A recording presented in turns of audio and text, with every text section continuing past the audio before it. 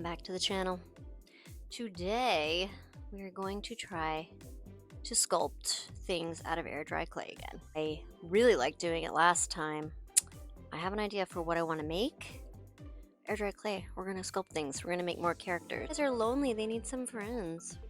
Bo needs a friend. Buggy needs a friend. Theo needs a friend. So what kind of friend are we going to make today? Well, we're not making a turtle, not making a duck, and we're not making a bunny. So let's get into it and see what it is, huh? Let's get into it. Alright, in the beginning I did say I had an idea for what I wanted to make. I knew one animal in particular that I hadn't made before that I wanted to make, and maybe one more. But I've never made them before in clay, and as you can see, this stuff, as thick as it is, it's so soft and it messes up and gets manipulated so easily. So this is the time when I was hoping just touching the clay would help me figure out what I wanted to make. Looks like I'm starting on some sort of a muzzle. Alright, it bothers me that I didn't smooth that crack out. It's just on there, I'm just ignoring it. But I'm moving on because this little muzzle needs a body.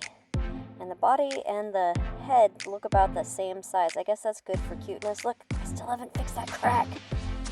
It's a little misshapen. This whole thing it's not giving me confidence, that's for sure. It looks like I'm making a duck again, but no, whoa!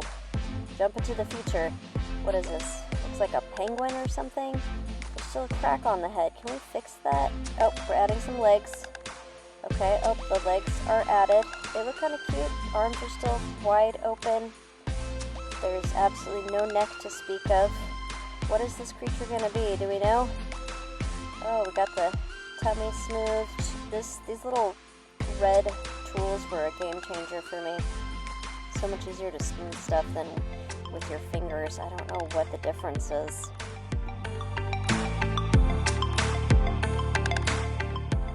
Now I'm applying some ears right off camera. Okay, this is starting to look more like a recognizable creature. Way to go, me. I was hoping that this time would be a lot better, but hope is that with each new sculpture you learn something and get better at it, right? We'll see if that's the case with these guys. Oh no, there's a little hair right here. I'll just rip it off. There we go. Can't leave that on there.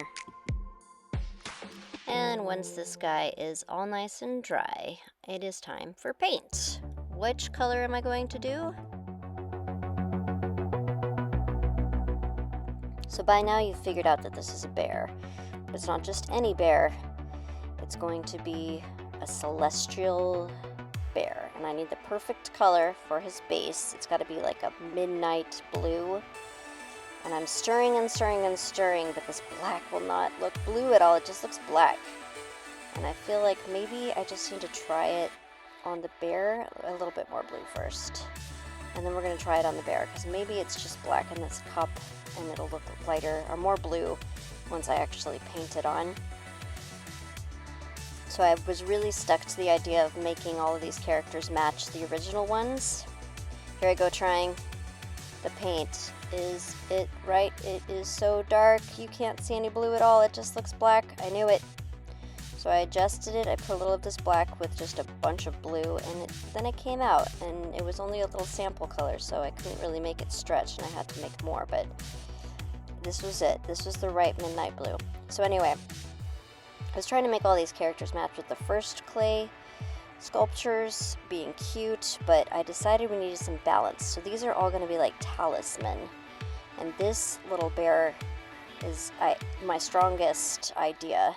So the first thing we have to do is get this base coat of midnight blue on this guy, and then you can see what we have to do next.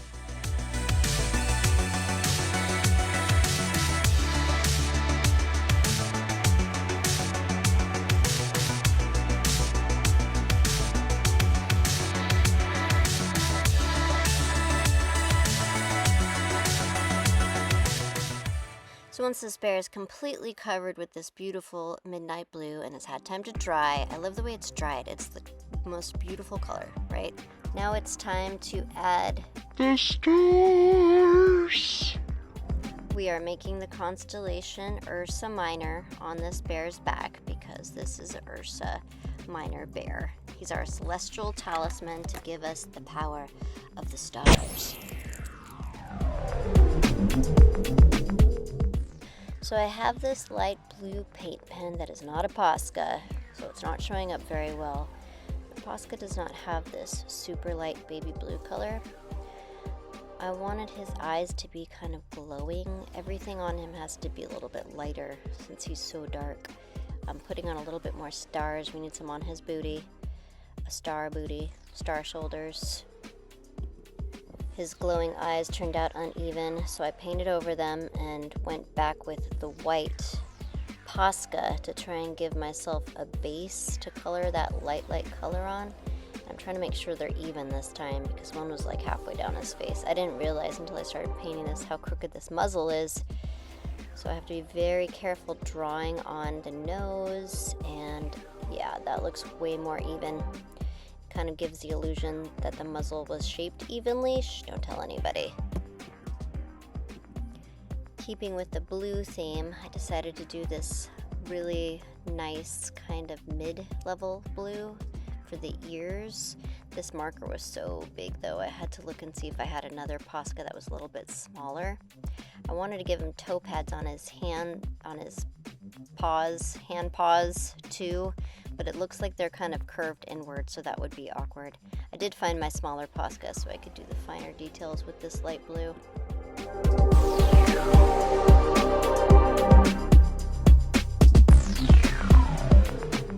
Now that the white Posca eyes have dried, I can go back over with this really light blue, but it wasn't coming out. These things are not as reliable as Poscas, so I had to kind of squirt it and then come back. But I think it's working. They look kind of glowy and spooky. That's what I was going for. This is the part where this bear starts to look really cool. We finally get to connect the dots to make this constellation now that everything back here is dry. So I'm going to make this Little Dipper. I think it's also called the Little Dipper Ursa Minor, right? It has the handle, which went up to his neck, and the connection, the bucket on his bottom. The earlier ones had the handle as like a tail, but bears don't have long giant tails. It just looked weird. I'm going to make these constellation stars brighter and shinier than the other little stars.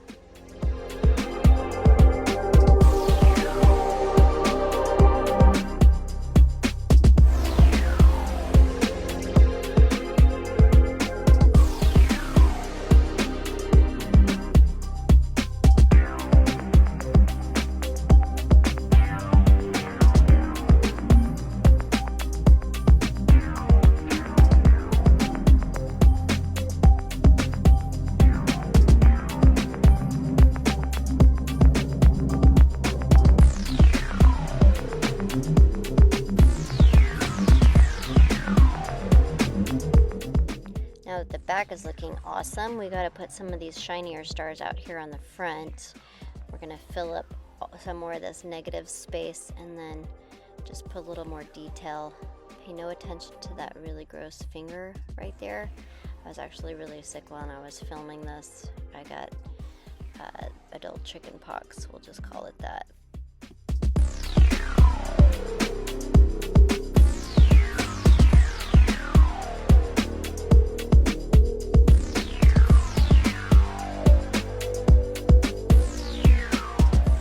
Alright, clean that up, and with this last little star, we are done with the celestial bear, and I'm going to go take a nap before our next talisman because I am still recovering. Alright, now I'm back and somewhat refreshed. We're starting our next character. What am I making? One ear, and pick a little triangle with my fingers, 2 ears. Some of you eagle-eyed people may see that my finger in the other pictures is perfectly fine right now. That's because I didn't get magically healed. I took these videos way before I got sick, just the initial sculpting, so they'd have a million years to dry. This isn't looking too great. What is this, a pig? Now he's got a literal butt flap, and I just tore him a new one. I do not remember struggling this much in the beginning. What am I doing here? Is that a beak? Well, thanks for tuning in, guys. This is my masterpiece. Nailed it. Now that sculpture is drying, looking perfect, let's get this paint. Oh, what's this? Crispy crunchy. I think I'll save that for later. So funny story, I guess I didn't film myself fixing that sculpture before I let it dry. I did fix it. I guess it was because I was sick and I was out of it, taking pain meds. This color is going to be like a dark gray. I don't want it to be just jet black, but like a dark gray. That looks perfect. Let's just leave it like that. Well, here she is, looking about 600 million times better. I fixed that beak, and now we're gonna make her nice and dark. I'm only going to coat her entire body with this. Look, her beak is a little tiny muzzle. No, I guess it's not a muzzle if it's a cat. What is it called on a cat? Oh yeah, by the way, this is a cat. I guess I hadn't mentioned that yet. It's a specific kind of cat, though. It's a mystical cat. Not exactly like the mystical bear, but it's called a scythe cat. It's native to Irish and Scottish lore, pronounced ketche in Irish and Scottish, and ketse in Irish. The ketche is supposed to haunt the Scottish moorlands, but it's also believed that it was just a witch who could turn into a cat 9 times. But if she turned into a cat on the 9th time, she would stay a cat forever, and that might be where we got 9 lives for cats from. So this cat's design is pretty simple, but I definitely wanted to incorporate the glowing eyes. That's going to be a theme throughout all 3 of these, I think. What do you know, putting a light color directly on top of a dark color doesn't work very well. Again. So I'm going to put a little base of white Posca down here so we can really make these eyes glow. I was kind of debating how to shape them because they're just supposed to be slightly open to look kind of menacing and glowing.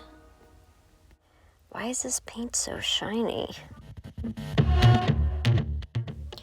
Oh yeah, that white base really helps with the glowing of these eyes. I really wish Poscas were not so wet, though. I just left a big puddle on the bottom of that other eye. I'll wipe it off in a minute. Yeah, that looks much better.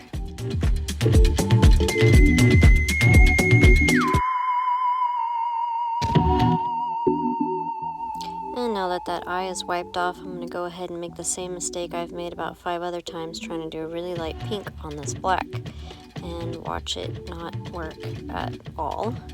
There's some white back here in the ears, and that's the only place you can see this pink. It's definitely not spreading, so I'll just pop out some pink paint, get these ears, gently get that nose. Ooh, the spot was so tiny, but I couldn't get this brush to cooperate. I'm just gonna have to go in with the black later. It's the shine that makes this cat so creepy. So this type of magical cat has a little white spot on his chest, and it's been drawn or described in lots of different ways, and I thought instead of just doing white fluff or like a star shape like I've seen it done, why not make this white part skull shaped to make it an even creepier type of vibe. I know this is a pre-existing character, but this seemed kind of like something that would have happened already. I don't know. Like there's a white spot here already. Somebody would have put a skull in it, but I was the first one. We're gonna touch up these eyes, and then this cat is done. It feels like it's missing something, like a green or blue or something. I'll think on it. Here we go, last sculpture. We're gonna make it. I'm gonna roll this into a cylinder, and then I'm gonna get the headpiece going. This is the body piece. Now this is the headpiece. Kind of looks like a dog right now with some sticking up ears. Got a beak again. Nope, squash the beak. A lot of the time while I'm watching this, editing, I just wanna stick my hands in there too and just help. Like, wait, what about, you got that side, but let me get this other side. Let me just fix this ear. Let me smooth this part. Let's make this face a little less wonky, especially because I know what it looks like in the end, and there are things that I wish that I had noticed when I was actually sculpting.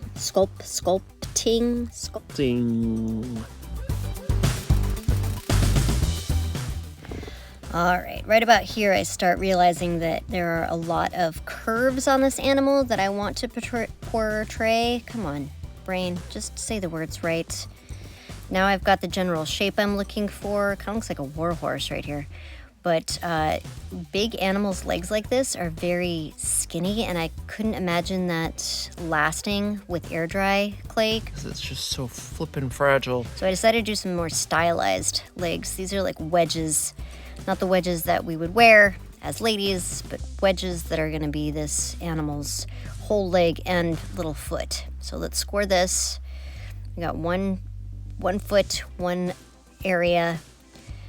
And this was difficult. I knew I wasn't gonna be able to let it dry standing up because it would misshape all of the leg and probably the bottom of the body.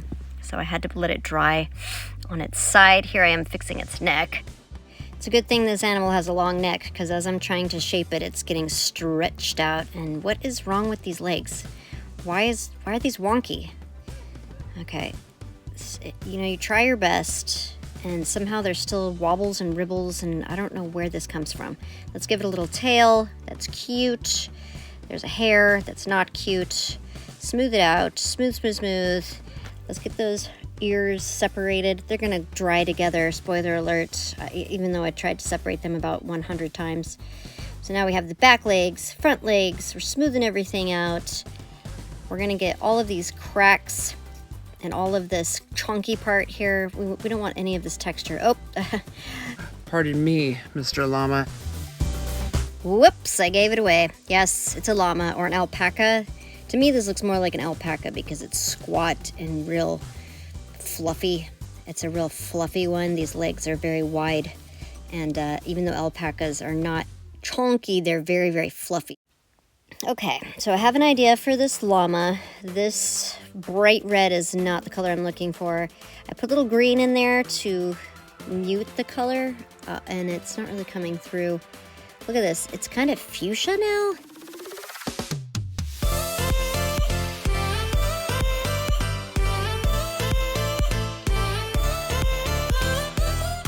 And I was looking for more of a deep, like a dark wine color. This is not a wine color. This is, no. So 2 layers later, it is a little bit darker, but I decided to mix something up. I did, yes, paint the nose and the legs, and I hated them, so we're covering that up. I made a more chocolatey red, an auburn. It's kind of a terracotta. So my idea is to make a blood moon llama.